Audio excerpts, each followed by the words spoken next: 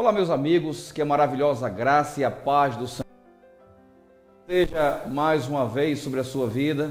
Nós estamos aqui em uma oportunidade de servir pelo Senhor Jesus para abençoar a sua vida, o seu coração, para falar nessa oportunidade sobre uma família edificada. E o propósito dessa palavra, desse dia, é exatamente como diz o texto, a edificação da nossa família.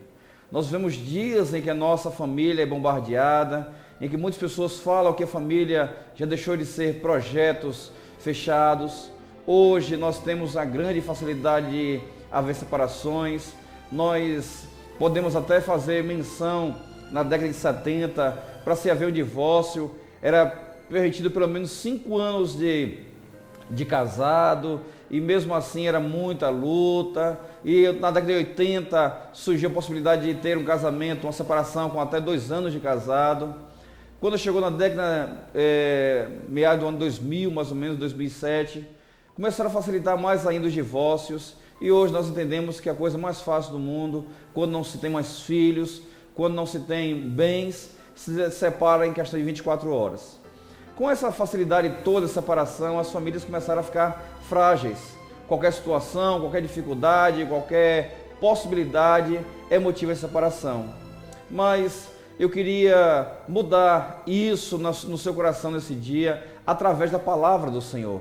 Eu, por mim mesmo, não tenho condições nenhuma de mudar a sua história, de mudar a sua vida. Mas a palavra do Senhor Jesus tem sim, essa liberta, essa convence o homem através da ação do Espírito Santo na sua vida. Então, eu quero lhe convidar a você, juntamente comigo, ler o texto de Salmo 127, no versículo 1, que diz: se o Senhor não edificar a casa, em vão trabalham os que edificam. Se o Senhor não guardar a cidade, em vão vigia a sentinela. Esse texto, meus amados, em que fala sobre a edificação, se o Senhor não edificar a casa. Edificar quer dizer construir, levantar, instituir, fundar, ou também dar bons exemplos. E a construção da família partiu do conceito de Deus, lá em Gênesis capítulo 2, verso 18, que diz: não é bom que o homem esteja só, farei para ele um auxiliador, uma adjuntora, alguém que esteja diante dele. O propósito de Deus em estar construindo a família, é para que o homem não andasse sozinho, até porque ele estava sozinho. E Deus, ele criou o macho e a fêmea a partir dos animais, e quando ele percebe que os machos e as fêmeas estavam juntos, ele percebeu que o homem estava só, e ele fala: não é bom que o homem esteja só.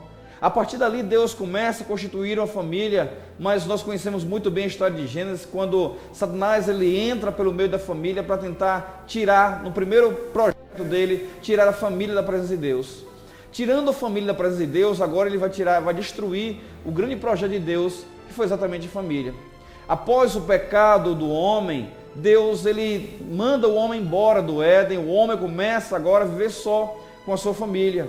E nós falamos até numa outra edição sobre a geração de Caim. Nós sabemos que Caim, ele, filho de Adão, ele mata seu irmão Abel por conta de ciúmes, de orgulhos, de inveja, e isso começa a desestabilizar a família, porque aquele jovem teria que morar fora, teria que ir embora. Deus mandou que ele fosse embora. E ali começa agora um desastre dentro de uma família por conta da distância de Deus. E quando nós falamos sobre uma família edificada, nós iremos perceber que essa família edificada não depende de um bom marido, ou de uma boa esposa, ou de bons filhos, ou de bons empregos, ou de boas instruções, ou de uma boa casa, de um bom local para morar, de uma boa vizinhança. Na verdade, o que faz com que a casa seja edificada é a presença do Senhor dentro dela. Pode-se faltar tudo, mas não pode faltar a presença do Senhor, o amor do Senhor no casamento, o respeito, o perdão entre ambos. E isso existe uma grande ajuda. Amados, Deus ele tirou uma costela do homem e formou a mulher. E ele edificou o lar e disse: cresçam, multipliquem-se, sejam fecundos. E então, a partir dali, quando Deus diz multipliquem-se, ele começa agora a surgir a família, ele começa a surgir um conjunto, ele começa a surgir uma equipe. O homem não foi instituído para morar só, o homem não foi instituído para viver só. Um ser humano que vive isolado dos demais, essa pessoa, você pode conversar com ela e percebeu que ela tem alguma coisa, ela se decepcionou, ela se amargurou com alguém, ele foi para viver. E o que Satanás quer isolar.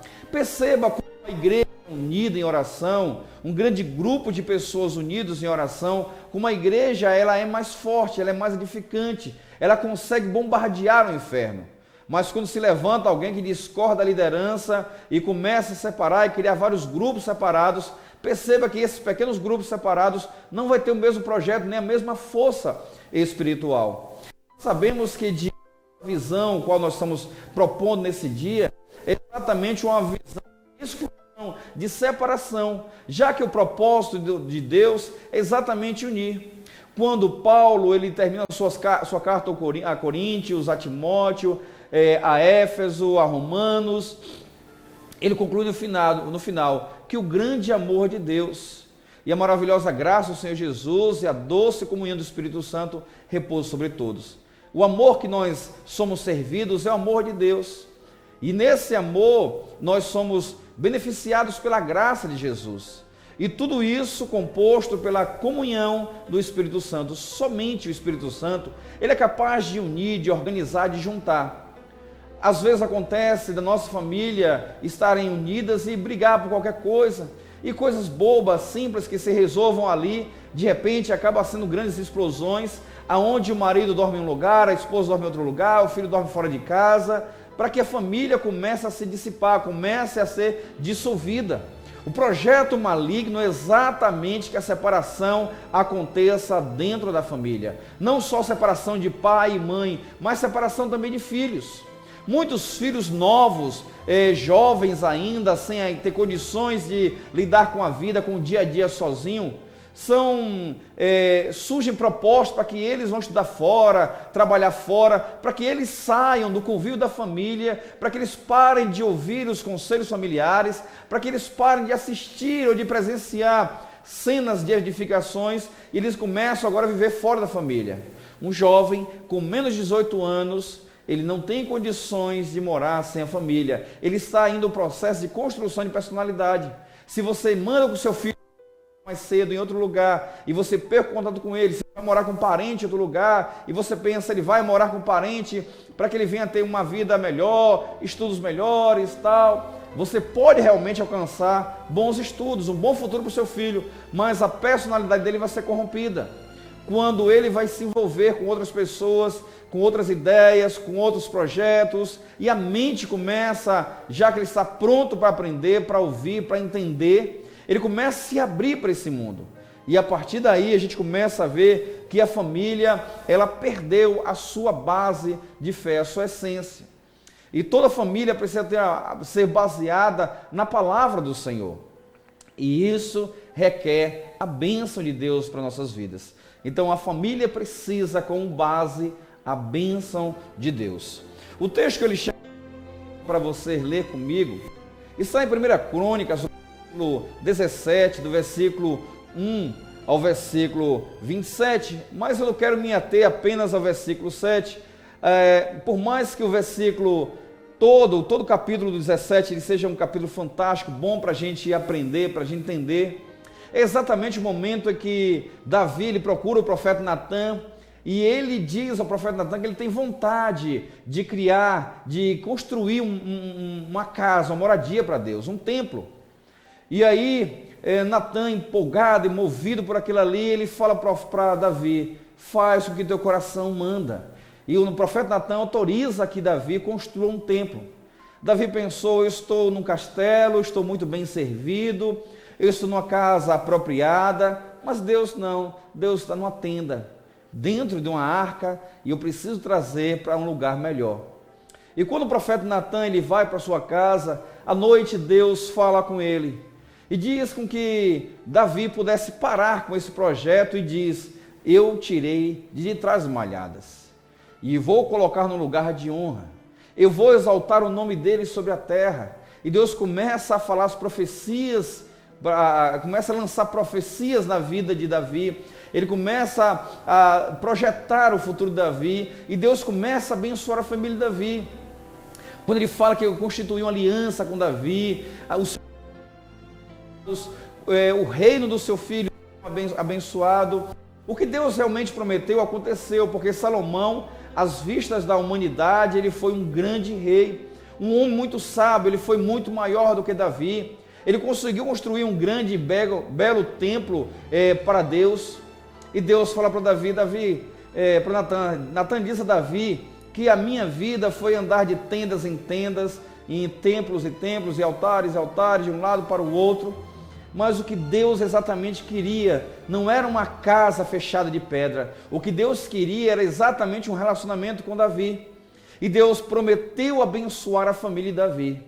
Aí, meu amado, no versículo 27, na conclusão do capítulo 17 de 1 Crônicas, Davi, ele fala com Deus da seguinte forma: agora, por tua bondade, abençoa a família de teu servo, para que ela continue para sempre na tua presença. Pois o que tu, Senhor, abençoas, abençoado está para sempre. Amados, se Deus aqui, Davi iria ter seus filhos em uma linhagem real, iria passar de pai para filho essa linhagem real, e estariam todos eles debaixo do caminho do... Se esses filhos fossem homens de Deus, eles permaneceriam como reis, eles seriam cantos para o povo de Israel, para o povo de Israel. Então esses filhos precisariam ser abençoados por Deus. Eles precisariam encontrar mulheres de Deus que não viessem desviar do caminho de Deus. Por isso Davi ele fala isso: agora por tua bondade eu peço que abençoe a minha família, para que ela continue sempre em tua presença, pois tudo que o Senhor abençoa, abençoado será para sempre. Tudo que Deus coloca a mão, abençoado é para sempre. Amados, existem muitos pais que não se preocupam com a participação dos seus filhos. Existem pais que não estão muito preocupados se a família está bem ou se não está. Na verdade, o pai acha que a sua função em casa é trazer o alimento. Então ele fala: minha parte eu já fiz. Sendo que todo filho precisa ter a figura do pai próximo dele, para que ele entenda as características, os conceitos masculinos. Por mais que filho é mulher. Porque o homem, ele é mais razão, a mulher é mais emoção. Em muitas situações, as mulheres conseguem perder o controle mais fácil. O homem tem mais dificuldade de perder o controle, então eles acabam sendo o consenso da família. Em muitos casos, quando o marido ele não é um líder, ele não está à frente, a família começa a perder um pouco as forças, porque a esposa precisa assumir essa liderança. Quando não tem uma esposa, um pai que exerce a liderança, surge um filho exercendo a liderança, e essa família cresce desorganizada. Amados, lá em 1 Coríntios, no capítulo 11, no versículo 3, diz que Deus, que Cristo é o cabeça de todo homem, o homem é o cabeça de toda mulher, e Deus é o cabeça de Cristo. Quando a Bíblia fala que Cristo é o cabeça do homem e o homem é o cabeça da mulher, todo homem, ele precisa andar nos caminhos de Deus. Perceba como um bombardeio espiritual é maior na vida do homem do que na mulher. Os ataques que o homem sofre é muito diferente dos ataques da mulher. Geralmente os ataques que em cima da mulher são mais ataques emocionais. Os homens, quando eles são contra-atacados pelo inimigo, eles perdem logo o seu sentido e aí ele começa a desequilibrar. Então a família desestrutura. Nós precisamos entender que o projeto, o papel da família é exatamente crescer aos pés do Senhor. Nós não precisamos de alimentos melhores em nossas casas. Há poucos dias atrás, o meu filho estava perguntando sobre a minha infância, e perguntou sobre os meus brinquedos, e perguntou como eram as minhas brincadeiras. E eu falei para ele: filho, na minha infância, nós não tínhamos muitos brinquedos, então nós brincávamos com tudo que nós achávamos pela rua. Qualquer pedaço de pau, de pedra, ou pacote de papel, nós fazíamos bola, então qualquer coisa. Nós brincávamos de patinetes, de rodinha de rolimã, de empurrar pneus, de empinar pipa, jogar bola. As nossas ruas não tinham calçamentos. E nós crescemos assim. E hoje os nossos filhos perderam essa noção de prazer entre amigos, porque estamos presos à internet, estamos presos à televisão, ao videogame, a muitas coisas que eles conseguem brincar sozinhos. Eles não têm mais um grupo de pessoas para brincarem. Na minha infância, na minha juventude, quando eu estudava no recreio, nós brincávamos de baleados, ou de vôlei, ou de futebol. E hoje, nos recreios, os meninos ficam no WhatsApp, na internet, jogando e não tem mais um relacionamento. E perceba que dentro da família isso é atingido também. O pai chega cansado, a mãe chega estafada do dia, os filhos não têm mais novidades nenhuma e a família fica silenciosa diante da TV, sem conversar, apenas trocando mensagens com outras pessoas, sem se relacionar. Antigamente, quando nós ouvimos algo engraçado, nós dávamos belas gargalhadas. Hoje nós escrevemos kkkk. Nós estamos trocando as nossas expressões faciais por palavras, por sílabas, por figuras, por imagens. E quando Davi fala, abençoa a família do teu servo, porque eu sei que onde o Senhor coloca a mão, abençoado é. Em muitos casos, alguns pais, algumas mães vão para a igreja, levam seus filhos para a igreja, apresenta a igreja para o filho, mas não apresenta Jesus. O filho, ele com o tempo, ele deixa de ir para a igreja, ele fala assim, eu não quero mais ir para a igreja. E a sua mãe fala, não sei, porque essa criança não quer mais ir para a igreja. Porque essa criança cresceu dentro de instituição. A instituição não restaura a vida da criança, a instituição não é empolgante da vida da criança, a instituição não muda a criança. Essa criança precisa crescer nos caminhos do Senhor, aprendendo quem é a pessoa de Jesus. Para isso, o pai tem uma grande responsabilidade de estar orando por sua esposa, orando pelos seus filhos. Diga-se de passagem, nós devemos gastar tempos com orações com os nossos filhos e, em particular, em especial, apenas com a esposa. Muitas esposas, quando estão sempre perguntando ao marido, meu marido, você realmente me ama? E ela volta a perguntar outro dia, você me ama? Você me ama? Essa dúvida que a mulher tem se o marido ama ou não, é exatamente a falta de confiança que o homem poderia passar ao abraçá-la à noite e orar por ela. Como sacerdote do lar, nós homens precisamos educar as nossas famílias, os nossos filhos, a nossa esposa com o princípio de Deus. Quando chegar em casa, nós não levamos a igreja para casa, porque nós já somos a igreja. Nós levamos a presença de Deus para as nossas casas. O que edifica a nossa família é a presença do Deus Todo-Poderoso. Amados, a cultura judaica, eu sempre venho trazer para vocês comparações, mas comparações que venham trazer edificações para as nossas vidas. Nós sabemos que o povo judeu é um povo abençoado por Deus. E nós perguntamos por que eles são mais abençoados. E nós então pensamos, não, eles são abençoados porque são um povo escolhido, determinados por Deus para isso. E não é. Eles são abençoados porque eles mantêm uma ética diante de Deus. Eles mantêm uma doutrina com Deus. Eles têm um respeito por Deus. Eles têm uma devoção por Deus. E o judeu, ele tem em sua casa, no umbral da sua casa, na parte direita da sua casa, um objeto chamado mezuzá. É um nome dado a um objeto que fica no umbral da porta, onde contém 2 mandamentos da Torá, que ordena que seja fixado no umbral da porta, em um pequeno rolo de pergaminho que contém 2 passagens da Torá. E nessas passagens tem os mandamentos de Deuteronômio, capítulo 6, do verso 4 ao 9, e Deuteronômio, capítulo 11, do versículo 13 ao versículo 21. São 2 passagens escritas em pequenos pergaminhos, em pequenos rolos, em pontas de tinta, feitas com penas de aves, e penas de bico bastante fino, e com a sua tinta escreve ali essas 2 passagens, Deuteronômio capítulo 6 e Deuteronômio capítulo 11, são mandamentos de Deus para a família judaica. E a mezuzá, ela deve ser fixada no umbral da porta, como se fosse uma porta de entrada de bênção. E quando essa pessoa passa, ela está passando exatamente ao lado da palavra do Senhor, debaixo da palavra do Senhor.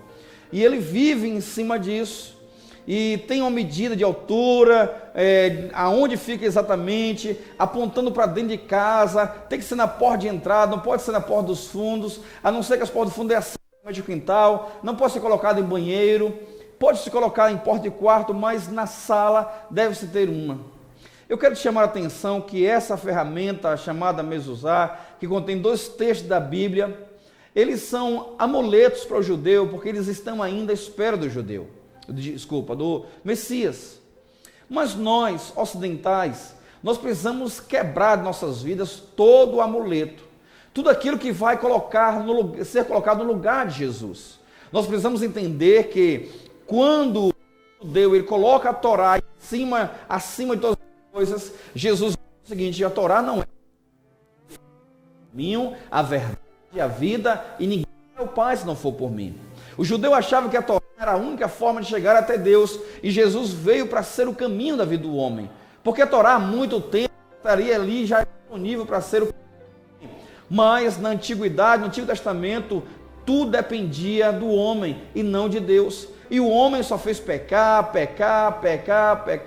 até que Deus, com seu grande amor, envia Jesus por sua infinita graça, e Jesus, com sua graça, veio salvar o homem. E agora, na nova aliança, no Novo Testamento, o homem, por isso, pela graça, a salvação não é dos irmãos. A salvação não é pela quantidade de oração ou pela leitura da palavra, porque um mais crente ou menos crente, não é porque é madrugada ou ora no monte ou em outro lugar. Leitura da palavra, oração, no monte, de madrugada, onde seja, é para a santificação, é para que você se encha mais do Espírito Santo de Deus, é para que você esteja mais próximo de Deus. Quando Jesus ensina os discípulos a orar, quando ele está no Getsemane, ele deixa Pedro, Tiago e João e vai orar no Getsemane, ele fala para os discípulos: orem para que caiam em... Era exatamente os homens não estiverem diante de... para aqueles homens, quando tivessem que resolver algo, não resolvessem com a força, como aconteceu com Pedro. Por quê? Porque quando Jesus foi orar, aqueles homens ficaram dormindo. E quando os soldados vieram para pegar Jesus, buscar Jesus, Pedro ele quis usar a sua força usando uma ferramenta de cortar. E quando ele quis enfrentar aquele homem, Jesus segura e diz: não, Pedro, se eu quiser, ele enviaria miríades e miríades de anjos para me ajudar. Com a mesma ferramenta que você fere, você será ferido. Amados, quando Jesus nos chama a atenção para orarmos, para não cairmos em tentação, é porque diariamente o pecado bate à nossa porta. E como diz em Gênesis capítulo 4, versículo 7, o pecado bate à porta, mas cabe a cada um dominar. O domínio sobre o pecado é complicado porque, como o próprio Jesus diz, que o espírito está pronto, mas a carne é fraca. A nossa carne tendencia ao pecado. Se as nossas famílias forem criadas debaixo de desejos pecaminosos, diante daquilo que nós estamos vendo, eles vão crescer em cima de pecado. Uma família de Deus deve crescer debaixo do princípio de Deus. Existem filhos com 10, 12 anos de idade que não querem mais ir para a igreja. E as mães e os pais procuram e falam: pastor, tem que criar uma escolinha para essa criança, porque essa criança não quer ir para a igreja, tem que ter algo dinâmico, uma figurinha, um jornalzinho. Irmãos, essa criança ela não pode se apaixonar pela instituição, porque se fosse assim, ela seria apaixonada pela escola. Porque lá tem futebol, tem os coleguinhas, tem o lanche. O que ela precisa se apaixonar é por Jesus. E esse princípio aí você ensina em casa. Esse princípio de educação está dentro da nossa casa. A educação secundária é na escola, é na igreja. A igreja é o nosso posto de combustível para a edificação da nossa fé, meu amado. E nós precisamos trabalhar de nossa casa, entender que a responsabilidade começa em nós e o exercício de executá-la também termina em nós. Nós não podemos passar as nossas responsabilidades para outra pessoa. Alguns pais falam: está aí tua filha, mulher, está aí teu filho, mulher, e nós queremos culpar, transferir a culpa ao qual nós não nos responsabilizamos. E nós precisamos entender que a nossa família deve estar completamente debaixo da graça. Eu trouxe para vocês uma imagem do mezuzá, só para vocês entenderem.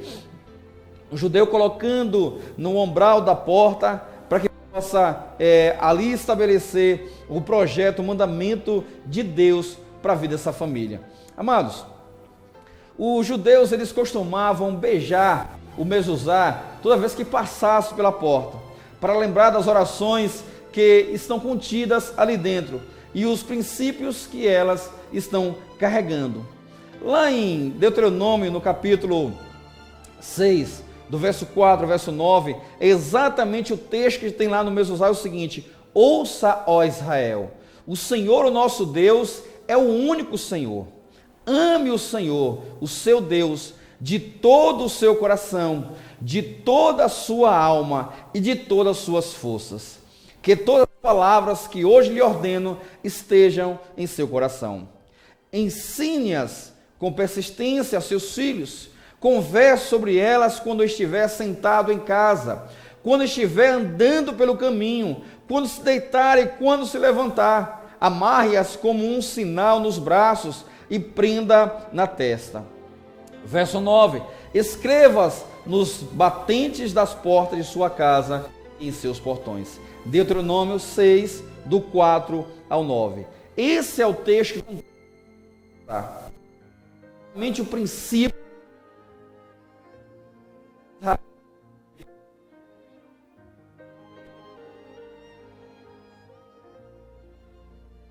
nós precisamos ensinar aos nossos filhos.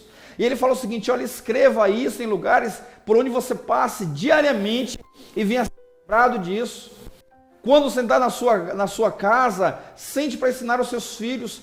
Esse é um princípio cristão, meu irmão. Se você realmente crê que Jesus Cristo é o Senhor e o Salvador da sua vida, a sua família deve estar debaixo dessa misericórdia, desse grande amor. Se você comprar um grande presente para o seu filho, ele vai basear o amor dele por você em presentes. Ele vai crescer baseado em presentes. Se o marido só consegue dizer à esposa que ama quando ele dá um presente para ela, ela vai estar sempre esperando o presente dele. Mas se o homem consegue abraçar, beijar e dizer que é o belo do mundo, ela vai liberar, ela vai esquecer os presentes, porque ela está confiante em uma palavra que ela ouve constantemente. E de onde o homem vem isso? Talvez o homem fale assim: mas pastor, eu não aprendi isso com os meus pais, eu não aprendi em lugar nenhum. Nós não precisamos, pais, nós fazemos o que passou para trás, passou. Cria um novo tempo para as nossas vidas. O que nós aprendemos hoje, nós ensinamos, nós guardamos. A nossa família é um tesouro especial e nós precisamos pensar que os nossos filhos não podem.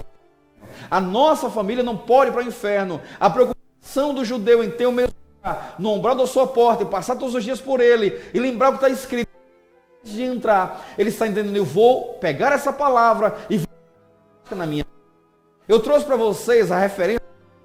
Não é para você construir um na sua casa, colocar o texto, colocar lá. Mas o salmista Davi diz: eu guardei a tua palavra no meu coração para não pecar contra ti. A palavra do Senhor deve estar baseada, contida em sua vida. Não abra a Bíblia no Salmo 91 e esteja no instante. O Salmo 91 é para ser lido, para ser vivido. A palavra do Senhor Jesus, ela é revelada pelo Espírito Santo. E só tem o entendimento da palavra aquele que busca do Espírito Santo a revelação. Se você usa como amuleto, se você usa como uma forma de ser uma bênção, deixou de ser uma bênção, porque só Jesus pode nos abençoar. Só Jesus pode preencher o homem. Só Jesus pode edificar a família. Só Jesus pode trazer construção de bênçãos para dentro de uma casa.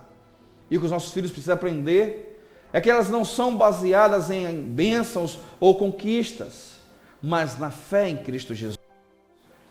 Os nossos filhos devem amar a vida e não amar as coisas.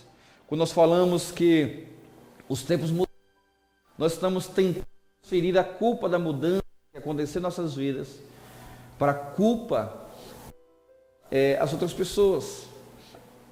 É interessante, quando eu era criança, eu acho que todos da minha época, eu tenho hoje 40 anos, mas todos da minha época podem pensar e lembrar disso. Quando nós éramos garotos, os nossos pais, eles não tinham medo, eles também não tinham vergonha, nem eram inibidos de nos dar palmadas ou nos dar alguns surros, nos deixar de castigo.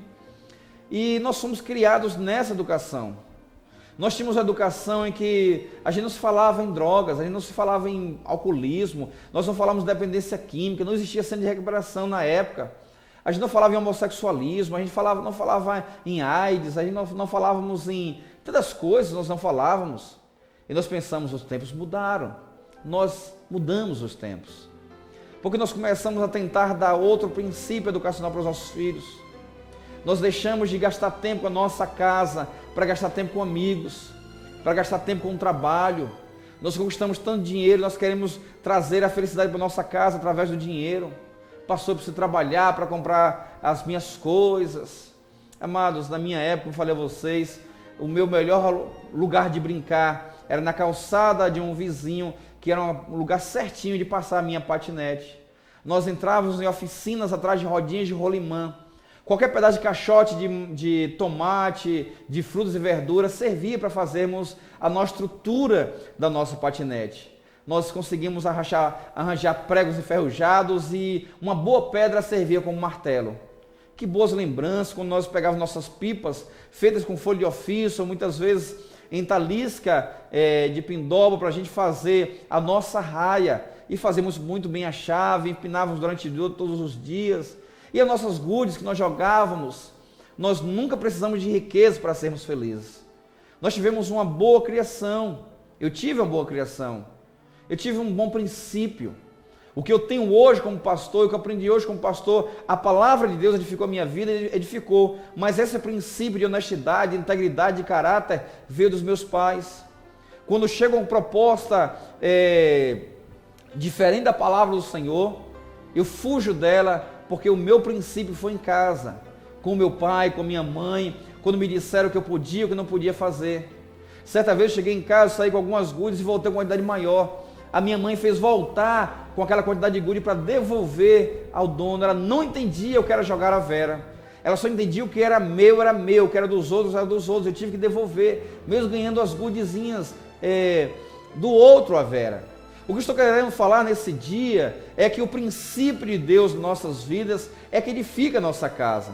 Nós não podemos fazer uma mistura de colocar o mundo e pedir a Deus que Ele abençoe a nossa casa. Nós não podemos amaldiçoar os nossos bens, a nossa família, a nossa casa e em seguida a gente pedir a Deus que Ele venha abençoar, ou seja, desfazer aquilo que a gente tentou fazer. Irmãos, nós erramos e queremos que Deus esteja sempre abençoando. É por isso que Davi, em 1 Crônicas, capítulo 17, verso 27, ele diz o seguinte: por tua bondade, abençoa a minha família, para que ela continue sempre. A preocupação de Davi é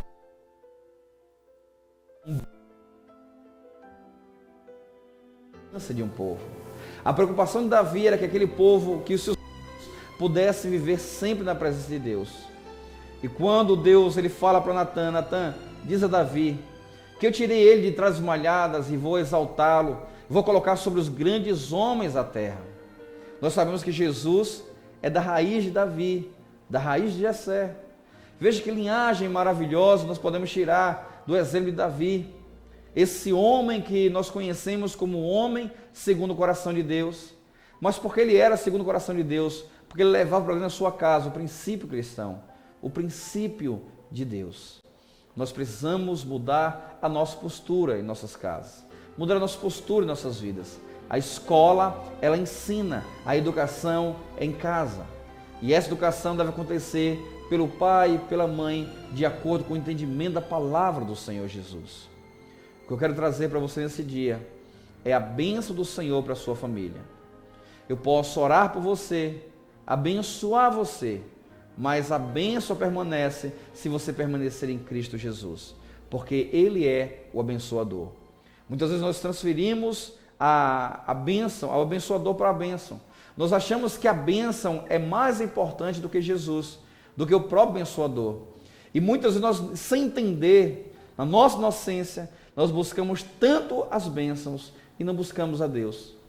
Você, em seu momento de oração, já parou para analisar, quando você dobra o seu joelho, você fala: Deus, me abençoa nisso, nisso, nisso, nisso, nisso, nisso.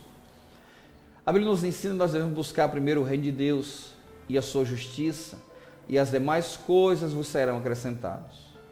Começa a gastar tempo de sua oração dizendo para Deus: eu te amo, e eu quero estar em tua presença, eu quero sentir a tua presença. Deus, eu te amo, eu não quero te deixar jamais, eu não quero abrir mão de ti jamais.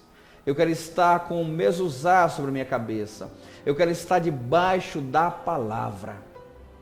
Eu não quero colocar elementos entre eu e Deus, porque Jesus já conquistou esse lugar.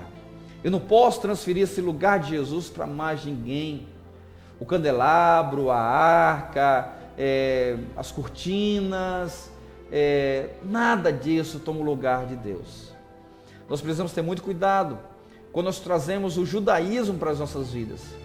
Nós queremos repetir coisas em que foi banido por Jesus, trazer de volta coisas que ocupam o lugar de Jesus nas nossas vidas. Nós precisamos amadurecer e entender que o maior projeto que Deus instituiu para o homem chama-se família. E se essa família não for abençoada, ela vai entrar no hall de mais uma, na estatística do grande número de casais separados. E casais que crescem separados, seus filhos crescem completamente deformados do que realmente a palavra propõe para as nossas vidas. Essa palavra nesse dia é para centrar você dentro de um entendimento, dentro do conhecimento bíblico. Quando eu trouxe o exemplo de mezuzá, não é para você colocar um na sua porta, mas para você entender que assim como o judeu vive debaixo da palavra, nós precisamos viver também. É por isso que eles são abençoados, porque eles vivem debaixo da palavra. Eles não questionam, eles não perguntam, eles não mencionam, simplesmente eles vivem. Não utilize a palavra como defesa para os seus erros, para responder às suas falhas ou os seus pecados.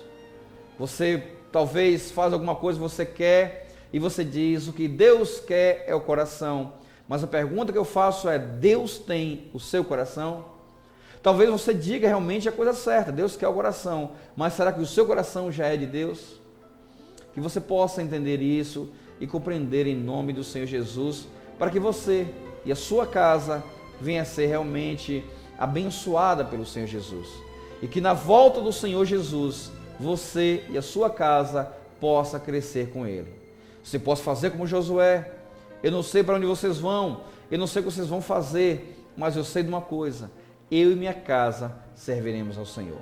Se a sua família crescer assim, com esse princípio, haverá menos divórcios, seus filhos irão crescer nos caminhos do Senhor, com certeza irão ser políticos convertidos, irão ser médicos convertidos, advogados convertidos, irão ser líderes convertidos, e o povo de Deus irá realmente glorificar a Ele pela vida que tem.